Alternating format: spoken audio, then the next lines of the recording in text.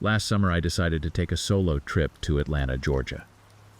I'd been working non-stop for months and desperately needed a break. Atlanta seemed like the perfect destination, a vibrant city with plenty to see and do, but not so overwhelming that I'd feel lost as a solo traveler. I'd been saving up for a while, but I still wanted to keep my expenses low so I could splurge on attractions and food. After hours of online research, I found a budget hotel near downtown that seemed decent enough. The reviews were mixed, but the price was right and the location was perfect for my plans. I booked a week-long stay and spent the next few weeks eagerly anticipating my trip. I made lists of all the places I wanted to visit: the Georgia Aquarium, the Martin Luther King Jr., National Historic Site, the Atlanta Botanical Garden. I even splurged on tickets to a Braves game at Truist Park. As the departure date approached, my excitement grew. Finally, the day arrived. I woke up early, double-checked my packing, and headed to the airport. The flight was uneventful, and I arrived in Atlanta on a sunny afternoon, feeling optimistic about my vacation. The city was bustling with energy, and I couldn't wait to start my adventure. I took a taxi from the airport to the hotel, chatting with the friendly driver who gave me some tips on places to visit and the best local restaurants to try. As we pulled up to the hotel, I have to admit I felt a twinge of doubt. The exterior looked a bit run down, with peeling paint and a flickering neon sign. The small parking lot was potholed and half empty, but I reminded myself that I was here to explore the city, not spend time in a fancy room. I grabbed my backpack and rolling suitcase and headed inside, trying to keep an open mind. The lobby was small and dimly lit, with worn carpet and outdated furniture. A musty smell hung in the air, mingling with the faint scent of cigarette smoke, despite the "no smoking" signs plastered on the walls. A bored-looking receptionist sat behind a scratched plexiglass barrier, her attention focused on her phone. I approached the desk, putting on my friendliest smile as I gave my name and reservation details.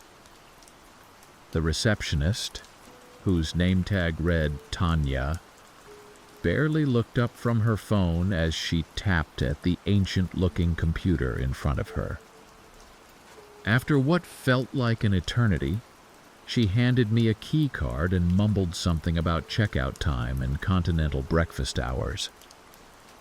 I tried to ask about nearby restaurants and attractions, but she just pointed to a rack of faded brochures by the door.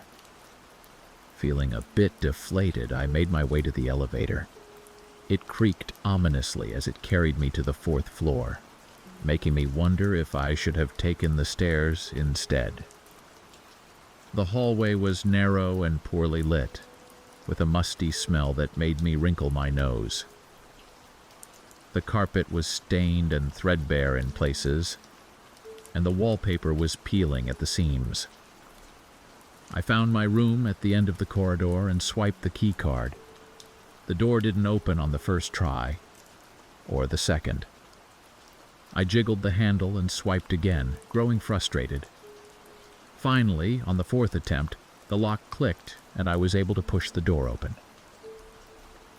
I made a mental note to mention the faulty lock to the front desk later. The room itself was about what I expected for the price. Small, basic, and a bit dated. The bedspread had seen better days, and the carpet was stained in places. The furniture looked like it had been through a few too many rowdy guests, with chips and scratches visible even in the dim light. But it was clean enough, and the air conditioning worked, which was a relief in the Atlanta heat. I unpacked my things, trying to make the room feel a bit more homey. I hung up my clothes, arranged my toiletries in the tiny bathroom, and set up my laptop on the wobbly desk.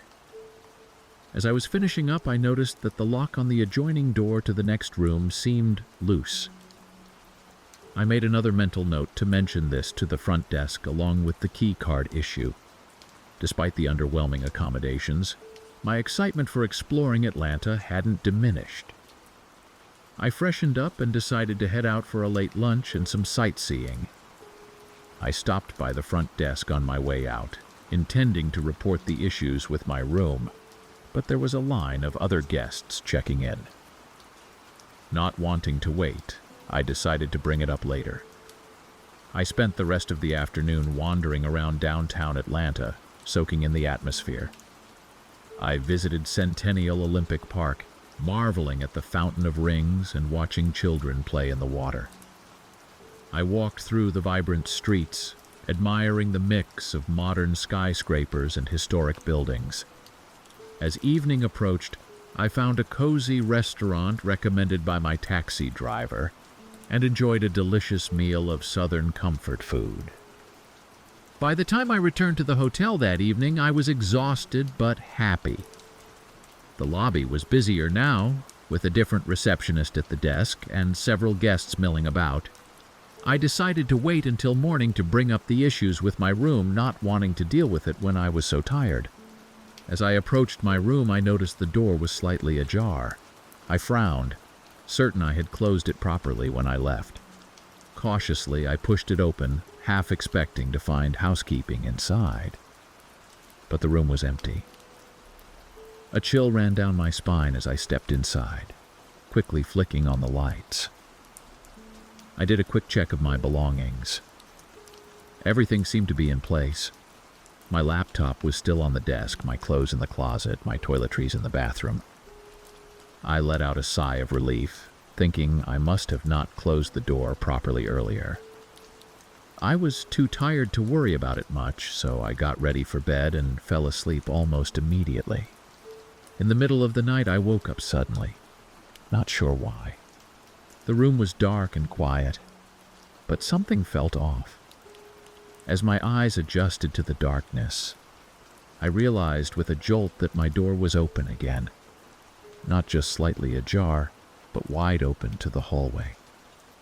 The dim light from the corridor spilled into my room, creating eerie shadows on the walls. My heart racing, I jumped out of bed and rushed to close and lock the door. I fumbled for the light switch, my hands shaking. As the harsh, fluorescent light flooded the room, I saw something that made my blood run cold. My backpack, which I'd left neatly zipped on the chair, was now open on the floor, its contents spilled out. Panic set in as I realized someone had been in my room while I slept. I quickly checked my wallet and phone. Thankfully, they were still on the nightstand where I'd left them. But as I looked through my scattered belongings, I noticed that some cash I'd hidden in a sock was missing, along with a pair of earbuds and a souvenir I'd bought earlier that day. I didn't know what to do. Should I call the police? The front desk? I was scared and confused, and part of me just wanted to pack up and leave right then and there. But it was the middle of the night and I had nowhere else to go. I tried to calm myself down, taking deep breaths and reminding myself that I was okay, that it was just some missing cash and belongings. With shaking hands, I called the front desk. A groggy-sounding man answered, and I tried to explain what had happened. His response was frustratingly unhelpful. He suggested that maybe I had misplaced my things or forgotten to close the door properly. When I insisted that someone had been in my room, he said he'd send security to check it out. I waited anxiously, pacing the small room and jumping at every sound from the hallway. I double-checked the adjoining door, relieved to find it still locked despite the loose handle. After what felt like an eternity, but was probably only about 15 minutes, there was a knock at the door. I looked through the peephole to see a man in a security uniform. The security guard, a middle-aged man with a bored expression, seemed disinterested as I recounted what had happened. He glanced around the room half-heartedly, shrugged, and said he didn't see any signs of forced entry. He suggested I might have been sleepwalking or had a vivid dream. I was getting more and more frustrated. Why wasn't anyone taking this seriously? I pointed out the faulty lock on the main door and the loose handle on the adjoining door. The guard made a non-committal noise and said he'd mention it to maintenance. Before leaving, he advised me to use the additional security latch on the door, which I hadn't even noticed earlier. It was small consolation, but I latched it immediately after he left.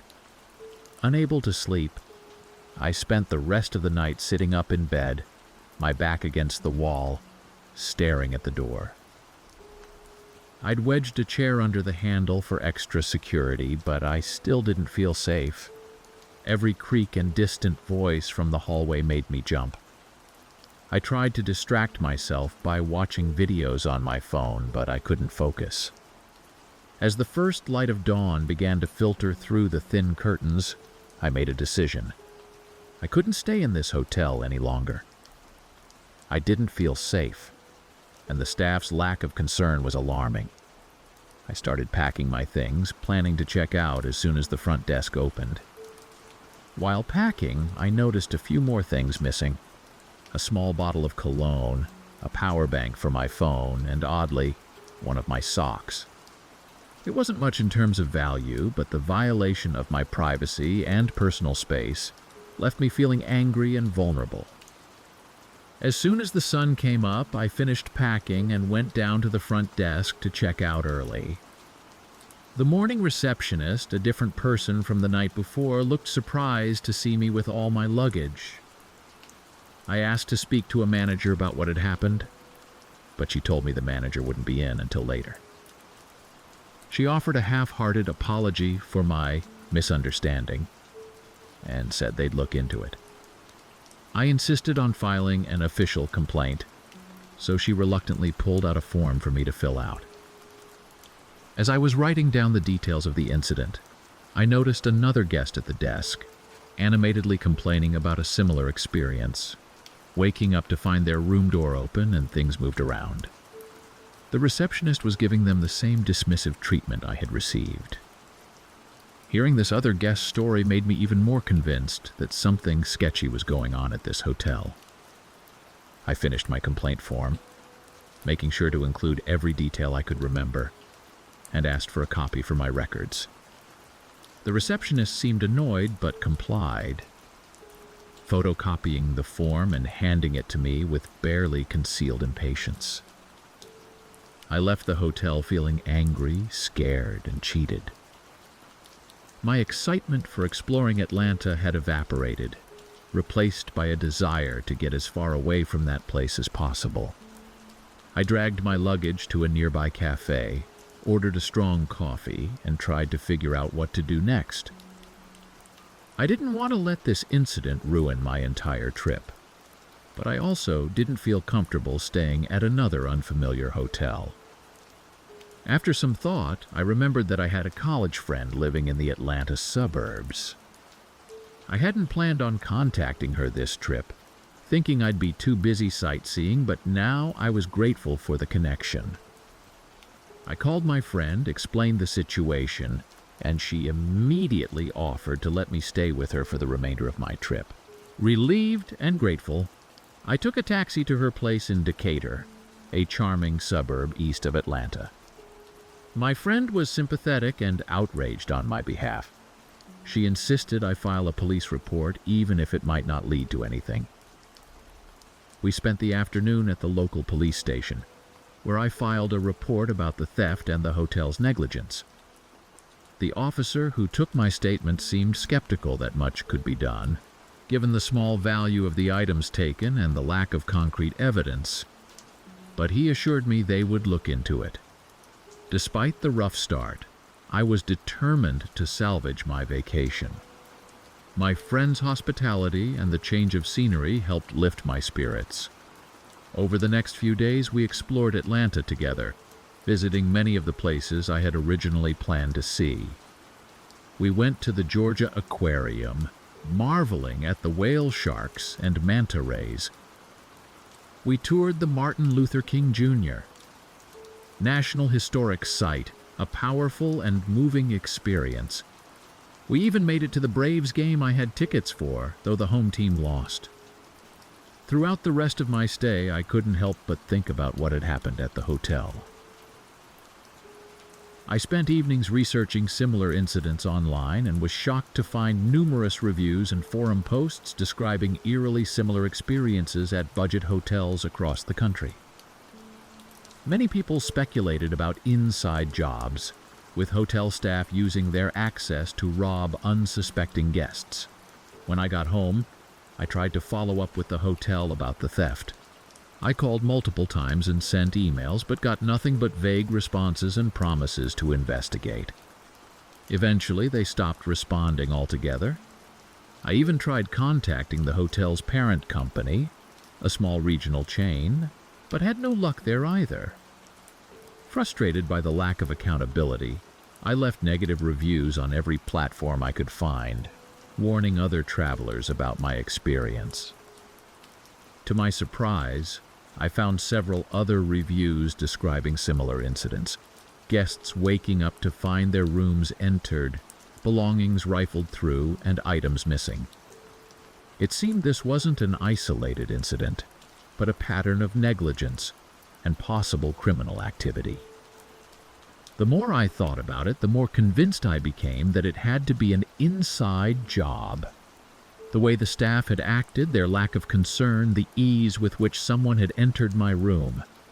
It all pointed to the theft being carried out by hotel employees. But without concrete proof, it was just speculation. I considered pursuing legal action, but after consulting with a lawyer, I realized that the cost and effort involved would far outweigh any potential compensation. The lawyer advised me that unless I could prove significant damages or link my case to other victims, it would be difficult to make a strong legal claim. Last fall, I decided to treat myself to a weekend getaway in Chicago. After browsing online for hours, I settled on the Midnight Hotel, a supposedly upscale establishment in the heart of the Magnificent Mile. The photos looked amazing. Plush rooms, a rooftop bar with stunning views of the city, and a fancy restaurant that had great reviews. I arrived in Chicago on a crisp Friday afternoon. The city was bustling with energy, people rushing about in their coats and scarves, the smell of hot dogs and pretzels wafting from street vendors. I took a taxi from O'Hare to the hotel, watching the skyline grow larger as we approached downtown. The driver was chatty, pointing out landmarks and giving me tips on the best deep dish pizza places. As we pulled up to the Midnight Hotel, I felt a flutter of excitement. The exterior was sleek and modern, all glass and steel rising into the sky. A doorman in an impeccable uniform greeted me, whisking away my luggage before I could even reach for it. I stepped into the lobby and was immediately impressed. Marble floors, crystal chandeliers, and elegant furniture created an atmosphere of luxury. I felt a bit underdressed in my travel clothes, but the staff were all smiles as I approached the check-in desk. The receptionist was polite and efficient, welcoming me to the hotel and going over the amenities. She mentioned the rooftop bar, the spa services, and the Michelin-starred restaurant on the ground floor. I was given a key card for a room on the 17th floor with promises of a spectacular view of the city. As I rode the elevator up, I couldn't help but feel a bit giddy. This was so different from my usual budget travel experiences.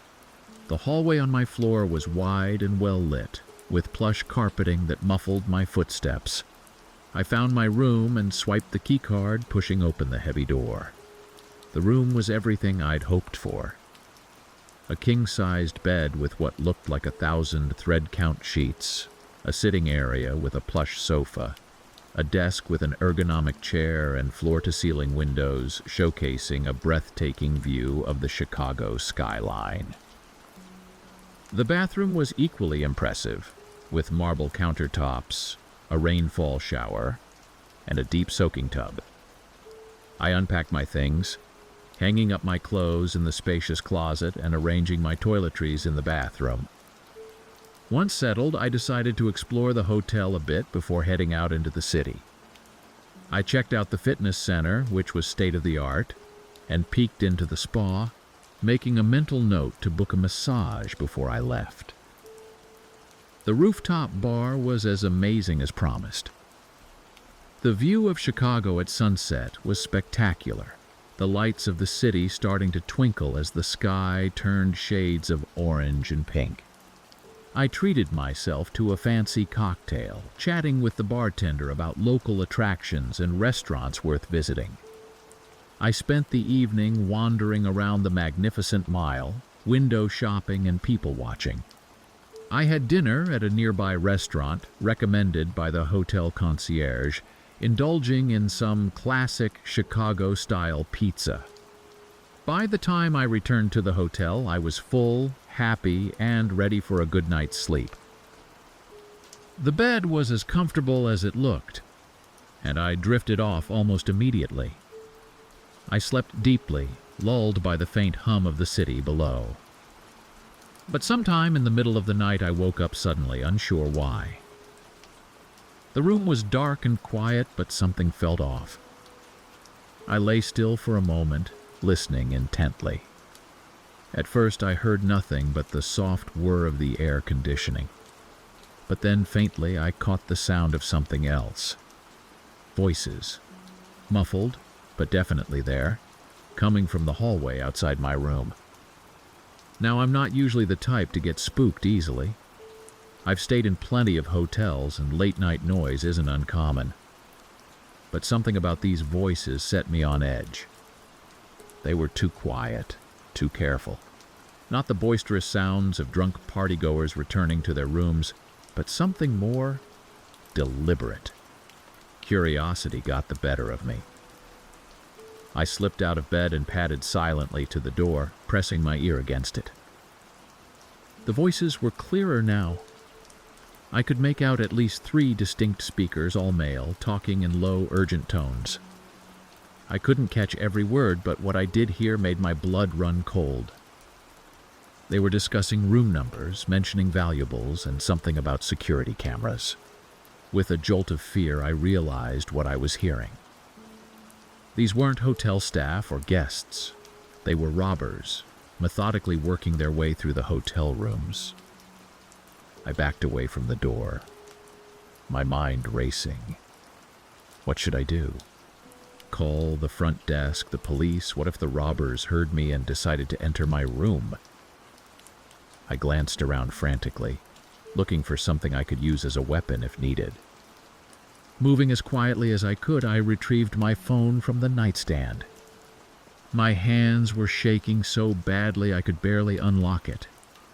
I dialed 911, keeping my voice to a whisper as I explained the situation to the dispatcher.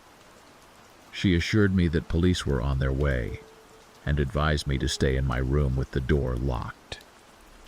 I double-checked the lock and then, for good measure, wedged a chair under the door handle. Then I retreated to the bathroom, figuring it was the safest place to hide if the robbers did try to enter my room. I left the bathroom door slightly ajar so I could hear what was happening in the hallway. The next few minutes felt like hours. I could still hear muffled voices and occasional footsteps outside. At one point, I heard a sound that might have been a door opening nearby, followed by hushed exclamations. My heart was pounding so hard I was sure it must be audible. Suddenly, there was a commotion in the hallway. Louder voices, the sound of running feet. I heard someone shout, identifying themselves as police. There were more sounds of scuffling, a few dull thuds, and then the unmistakable sound of handcuffs clicking shut. I stayed frozen in the bathroom, unsure if it was safe to come out. Then there was a knock at my door and a voice identifying themselves as Chicago PD. Cautiously, I emerged from the bathroom and approached the door, asking for ID before I opened it. The officer showed me his badge through the peephole, and I finally unlocked the door. The hallway was a scene of controlled chaos. Several police officers were there, along with some very confused-looking hotel guests who had been woken up by the commotion. A few doors down, I could see 3 men in dark clothing sitting on the floor, handcuffed and surrounded by officers. The officer who had knocked on my door asked me to give a statement about what I'd heard. As I recounted the events, more details of the situation emerged. The group had been working their way through several high-end hotels in the city, using stolen master keys to enter rooms while guests slept. They'd been targeting expensive jewelry, cash, and electronics. It turned out that my call had caught them in the act and led to their arrest. The police had arrived just as the thieves were leaving one of the rooms, managing to apprehend them before they could escape or dispose of the stolen goods. As the initial shock wore off, I began to feel a mix of relief and lingering anxiety. The police assured me that the hotel was now secure, but I couldn't help but feel uneasy about staying there. The officer I spoke to seemed to sense my discomfort and suggested I might feel safer relocating to another hotel for the remainder of my stay. By this time, the hotel manager had arrived on the scene, looking flustered and apologetic. When he overheard the officer's suggestion about relocating, he quickly intervened. He offered to upgrade me to a suite on a higher floor, with additional security measures in place at no extra cost. He also promised a full refund for the night and a complimentary spa package as compensation for the disturbance. I was torn. Part of me wanted to leave immediately to find somewhere I could feel safe. But another part of me was exhausted and dreaded the idea of packing up and finding new accommodations in the middle of the night. After some deliberation, I decided to accept the manager's offer, at least for the remainder of the night. I could always reassess in the morning.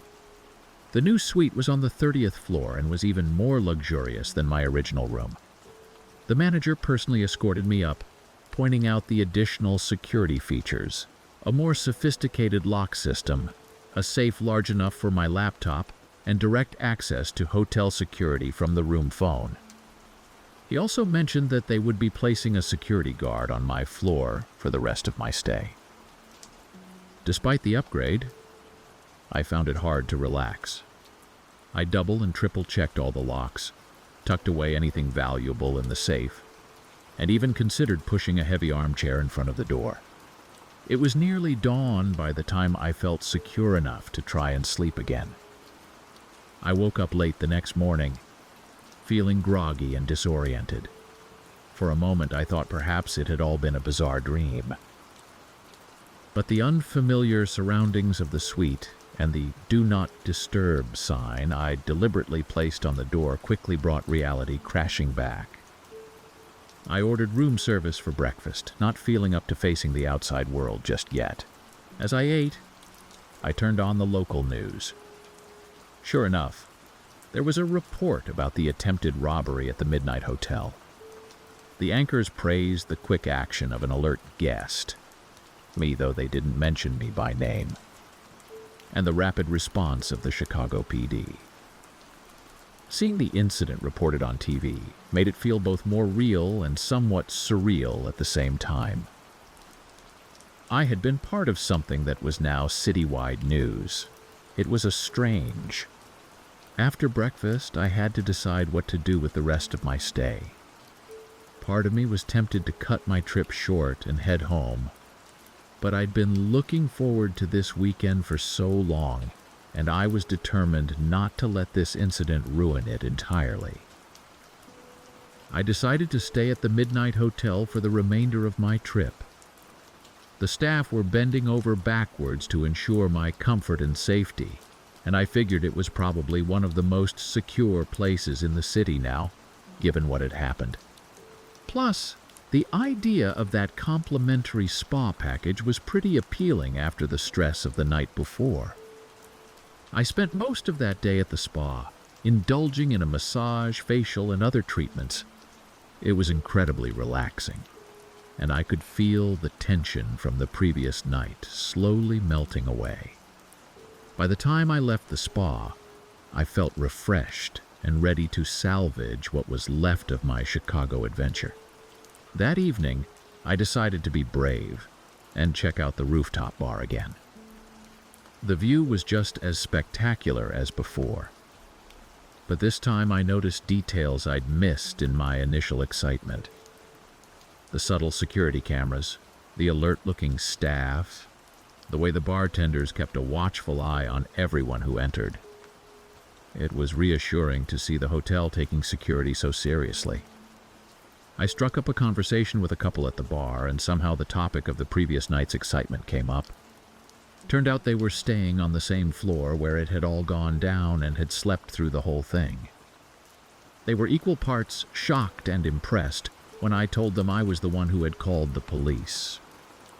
As we chatted, I found myself relaxing more and more. Talking about the incident with others who had been in the hotel, albeit unaware, helped me process what had happened. By the end of the evening, I was even able to laugh a bit about how surreal it all was. The rest of my stay passed without incident. I explored the city during the day, visiting the Art Institute of Chicago, taking an architecture river cruise, and indulging in more deep dish pizza than was probably wise. At night I returned to the hotel, always aware of my surroundings but no longer jumping at every sound. On my last day, as I was checking out, the manager approached me again. He thanked me for my quick thinking and apologized once more for the disturbance. He offered me a substantial discount on a future stay, which I accepted, though I wasn't sure if I'd ever feel comfortable enough to return. As my taxi pulled away from the Midnight Hotel, headed back to O'Hare, I felt a mix of emotions.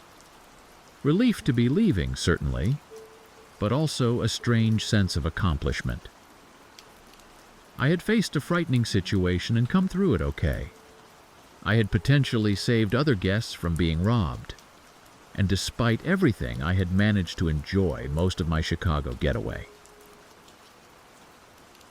A few years ago, I decided to take a solo trip to Seattle. I'd always been intrigued by the Emerald City, with its reputation for great coffee, vibrant music scene, and stunning natural beauty. Plus, I figured the famously rainy weather would give me a good excuse to spend my days exploring museums and cozy cafes. I spent weeks planning the trip, researching attractions, restaurants, and accommodations. I wanted to stay somewhere central, but not too expensive. And after hours of scrolling through hotel review sites, I settled on a place. It was a small, independently owned hotel in the Capitol Hill neighborhood, known for its eclectic vibe and nightlife. The reviews were mostly positive, praising the inn's charm and convenient location. A few mentioned thin walls and outdated decor, but I figured I could live with that for the sake of saving some money. I arrived in Seattle on a typically overcast day in early autumn. The air was crisp and damp, and the city seemed to be wrapped in a soft gray blanket of clouds. As my taxi wound through the streets from the airport, I watched the neighborhoods change, from industrial areas to residential districts, finally arriving in the bustling heart of Capitol Hill. The quiet inn was housed in an old Victorian-style building, its faded blue paint peeling slightly at the edges. A small, slightly overgrown garden separated it from the sidewalk, giving it a quaint, almost hidden feel among the more modern buildings surrounding it. I lugged my suitcase up the front steps a bit winded from the hill and pushed open the heavy wooden door. The lobby was small and cluttered, with a mishmash of furniture that looked like it had been collected from various thrift stores over the years. The walls were covered in local artwork, mostly moody landscapes and abstract pieces that seemed to capture Seattle's essence. Behind a worn wooden desk sat a young woman with vibrant blue hair, her nose buried in a thick novel. She looked up as I approached, offering a friendly smile as she set her book aside. Check-in was quick and informal.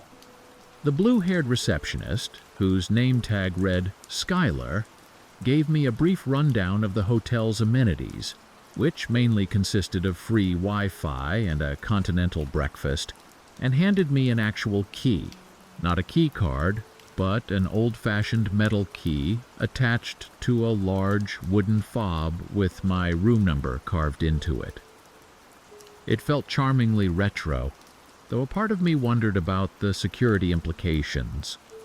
My room was on the 3rd floor, and I soon discovered that the Quiet Inn didn't have an elevator.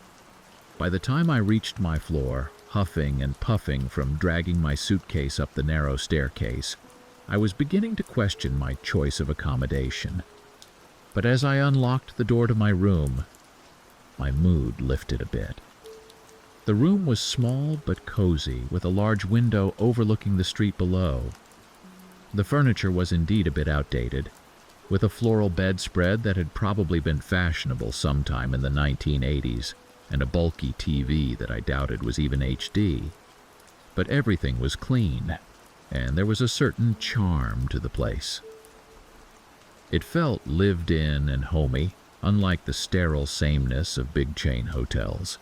I unpacked my things, hanging up the few nice outfits I'd brought in the small closet and arranging my toiletries in the tiny ensuite bathroom.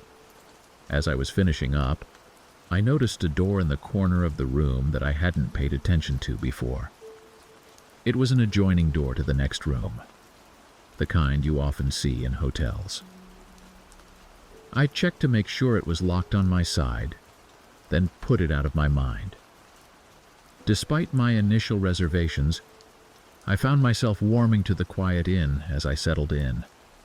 The bed was surprisingly comfortable, and the view from my window was entertaining, offering a glimpse into the vibrant street life of Capitol Hill. I spent that first evening wandering around the neighborhood, grabbing dinner at a nearby Thai restaurant and soaking in the atmosphere. The next few days passed in a pleasant blur of sightseeing.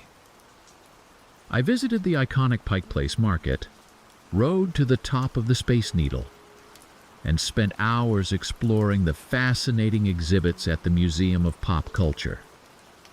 I even took a day trip out to Mount Rainier National Park, marveling at the majestic mountain and the lush forests surrounding it.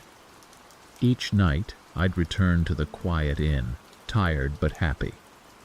The blue-haired receptionist, Skylar, was often at the desk when I came in, and we'd chat a bit about my day's adventures. She gave me some great recommendations for local spots that weren't in the guidebooks, including a hidden speakeasy-style bar and a tiny bookshop that stayed open late and served amazing coffee. It wasn't until my 3rd night at the inn that anything out of the ordinary happened. I had returned late from a concert at a nearby venue, my ears still ringing from the music. The lobby was dark and empty when I entered, which wasn't unusual given the hour. I climbed the stairs to my room, looking forward to a hot shower and my comfortable bed.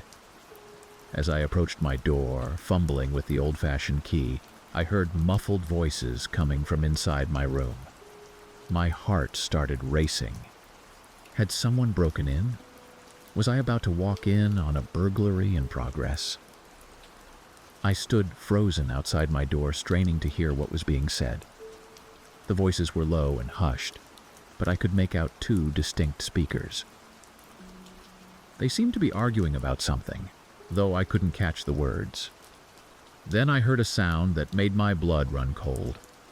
The unmistakable metallic click of a lock being turned. Panic set in. I looked up and down the empty hallway, unsure what to do. Should I confront the intruders? Run downstairs and call for help? As I stood there, paralyzed with indecision, the adjoining door to the next room opened. I held my breath, expecting to see the burglars emerge. Instead, to my shock, I saw 2 people dressed in the Quiet Inn's staff uniforms. They were both carrying armfuls of what looked like guests' belongings: clothes, electronics, even a laptop. For a moment, we all just stared at each other, equally surprised. Then one of the staff members, a man I vaguely recognized from the front desk, cursed under his breath and shoved past me, nearly knocking me over. The other, a woman I'd never seen before, hesitated for a split second before following her accomplice, dropping several items in her haste. I stood there stunned as I heard their footsteps pounding down the stairs. It took me several seconds to process what I'd just witnessed. The hotel staff were robbing the guests, and I had nearly walked in on them in the act. With shaking hands, I unlocked my door and entered my room. It was a mess. Drawers had been pulled open, my clothes strewn about. My laptop was gone, as were my camera, and the small amount of cash I'd left in my suitcase. Even some of my toiletries had been taken from the bathroom. I sank onto the bed, my mind racing. What should I do? Call the police? But what if the thieves came back? And who could I trust at the hotel now? In the end, survival instinct took over. I quickly gathered what remained of my belongings, shoving everything haphazardly into my suitcase. I didn't bother to be quiet. Speed was more important than stealth at this point. Within minutes, I was ready to go. I peered out into the hallway, half expecting to see the thieves returning, but it was empty.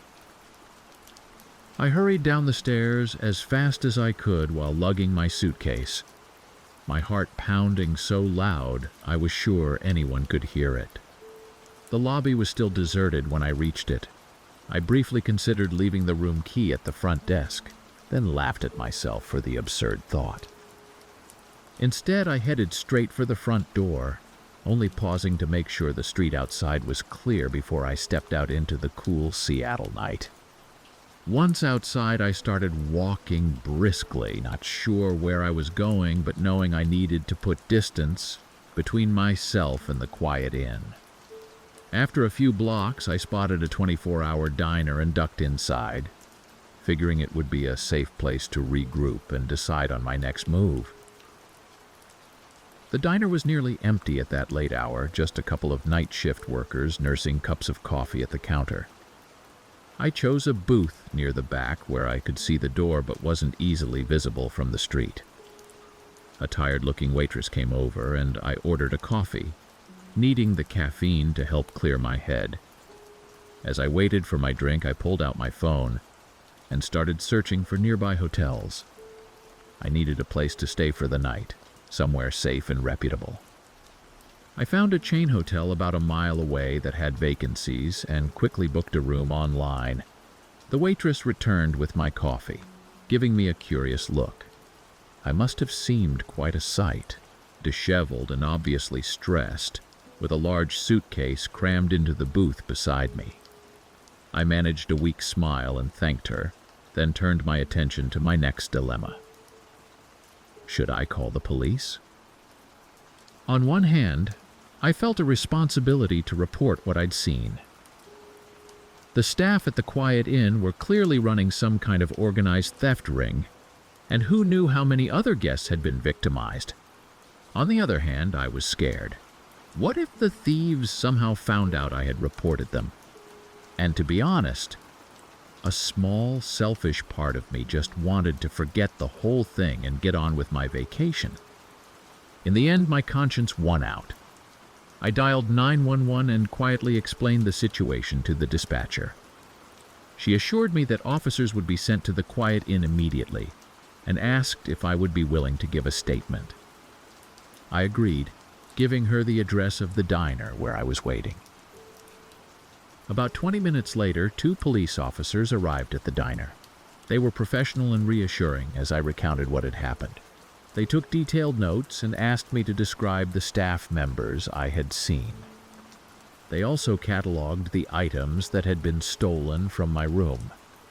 One of the officers stepped outside to radio in the information while the other stayed to ask me some follow-up questions.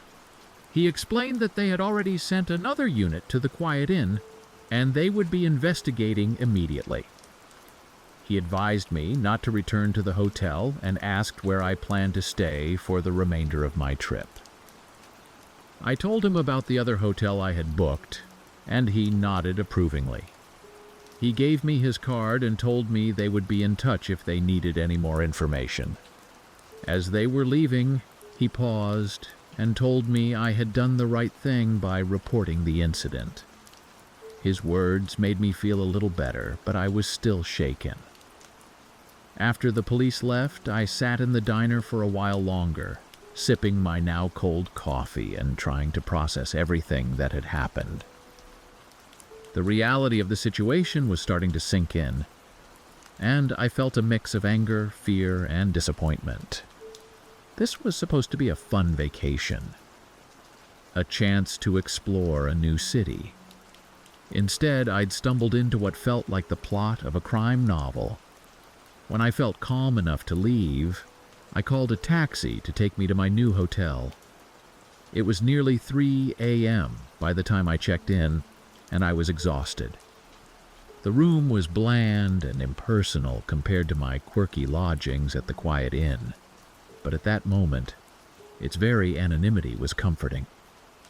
I double-checked all the locks before finally collapsing into bed, too tired to even change out of my clothes.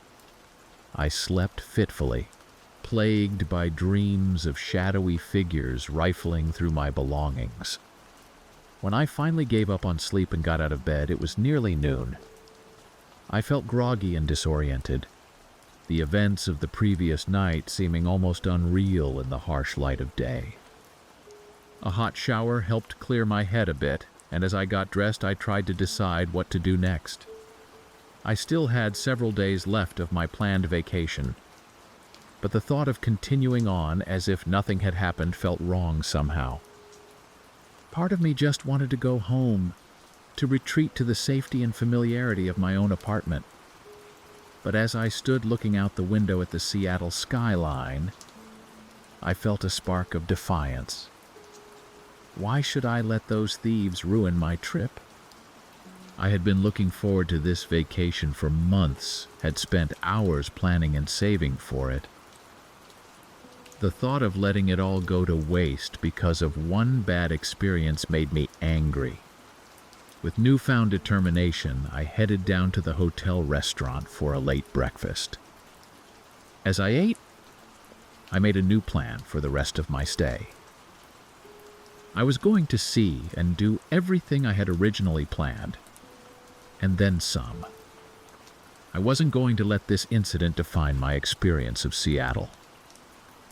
Over the next few days, I threw myself into exploring the city with renewed enthusiasm. I visited the Seattle Art Museum, took a ferry to Bainbridge Island, and spent an afternoon watching the fish throwers at Pike Place Market. I went up in the Space Needle again, this time at sunset, marveling at the way the fading light played off the water of Puget Sound.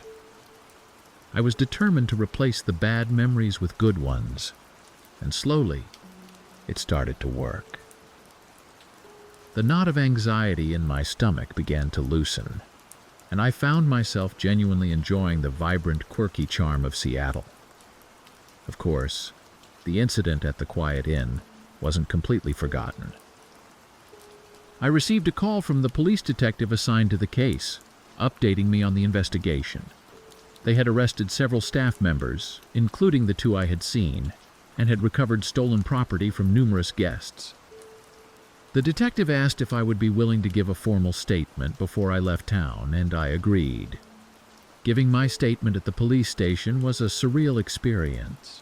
It felt strange to be recounting the events in such a formal setting, turning my frightening experience into cold, hard facts for a police report. But it also gave me a sense of closure, knowing that my actions had helped bring the thieves to justice and potentially prevented other travelers from becoming victims. As my time in Seattle drew to a close, I found myself reflecting on the whole experience. It had certainly not been the vacation I had planned or expected, but in a strange way I felt like I had gotten to know the city on a deeper level.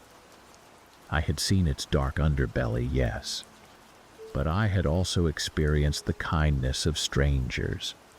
The police officers who had been so reassuring, the staff at my new hotel who had been extra accommodating when they learned what had happened, even the waitress at the diner. who had kept my coffee cup full as I waited for the police that night. On my last day in Seattle, I decided to return to Capitol Hill. Not to the Quiet Inn, of course. I had no desire to see that place again. But I wanted to revisit some of the spots I had enjoyed in those first few days, before everything had gone sideways. I had lunch at the Thai restaurant I had discovered on my first night, browsed the eclectic shops along Broadway, and even found my way back to the hidden speakeasy bar that Skylar had recommended. As I sipped my expertly crafted cocktail in the dimly lit bar, I thought about Skylar, wondering if she had been part of the theft ring or just an unwitting employee. I hoped it was the latter. Despite everything, I found I couldn't bring myself to believe that everyone at the Quiet Inn had been involved in the scam. It was easier to think that some of them, at least, had been genuine in their hospitality. When it was time to leave for the airport, I felt a mix of emotions. There was relief, certainly. A part of me was eager to get home, to sleep in my own bed without worrying about intruders. But there was also a surprising reluctance to leave. Despite everything, or perhaps because of it, I felt like I had formed a unique connection with Seattle. It wasn't the carefree vacation I had planned, but it had been an experience I knew I would never forget. As for the Quiet Inn, I later learned that it had been shut down following the police investigation. In its place, a new boutique hotel opened up, one that prided itself on its security measures and ethical business practices. Sometimes I think about booking a room there on my next trip to Seattle, a symbolic way of reclaiming the experience. But then I remind myself that part of the joy of travel is discovering new places and making new memories. And Seattle, I'm sure, still has plenty of surprises in store for me. Thank you for watching. If you found these stories gripping, don't forget to subscribe for more spine-tingling content. For another hair-raising tale, check out our suggested video. And if you're hungry for more eerie encounters, dive into our playlist featuring similar chilling narratives.